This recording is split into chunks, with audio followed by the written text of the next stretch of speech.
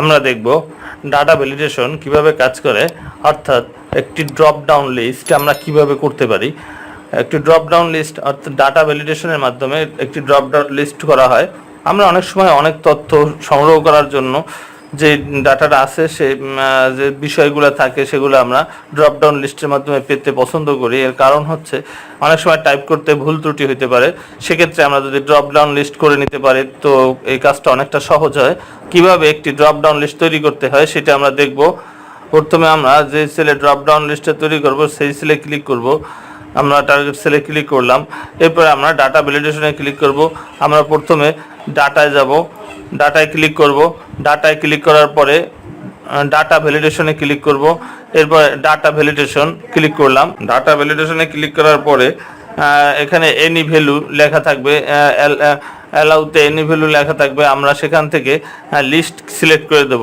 List select করার পরে আমরা কোন সোর্স থেকে তথ্য নেব সেই সোর্স সিলেক্ট করব। ক্লিক করলাম, সোর্স আমরা সিলেক্ট করে দিলাম। ওকে, দেখুন আমাদের ডাটা লিস্ট চলে আসছে। এখানে আমাদের সোর্স থেকে যেসব তথ্য নেওয়া হয়েছে সেগুলো চলে আসছে। আমরা এই ডাটাগুলো টাইপ করে দিলে অনেক সময় বেশি লাগে। এছাড়াও ভুল ত্রুটি হতে পারে, কোনো স্পেস বা অন্যান্য জায়গায় ফ্র্যাকশন তৈরি হতে পারে। সেক্ষেত্রে আমাদের ফর্মুলায় কাজ করতে সমস্যা হয়। এই কারণে আমরা এভাবে ডাটা ড্রপ ডাউন লিস্ট তৈরি করে থাকি। ডাটা ড্রপ ডাউন লিস্ট যদি কখনো এডিট করা প্রয়োজন হয়, কোনো সময় বাড়ানো বা কমানো প্রয়োজন হয়, সেক্ষেত্রে আমরা ড্রপ ডাউন লিস্টের সেলে ক্লিক করব। এরপরে ডাটায় ক্লিক করব। এরপরে ডাটা ভ্যালিডেশনে চলে আসব। ক্লিক করলাম, দেখুন ডাটা ভ্যালিডেশনে ক্লিক করলাম। এরপরে আমরা এটা পরিবর্তন করতে পারবো চাইলে। এখানে আমরা দেখুন আমরা একটা ঘর কমানো বা বাড়ানো যে কোনোটাই করতে পারবো।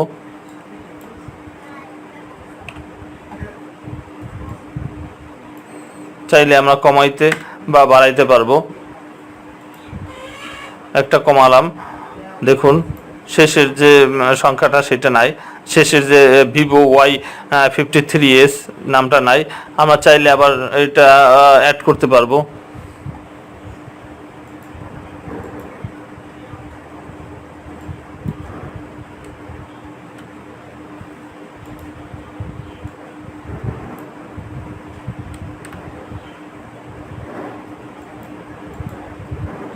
আমরা অ্যাড করে নিয়েছি। আমার মনে হয় আপনার ড্রপ ডাউন লিস্ট কীভাবে করতে হয় বিষয়টা বুঝতে পেরেছেন। ধন্যবাদ আমাদের সাথে থাকার জন্য।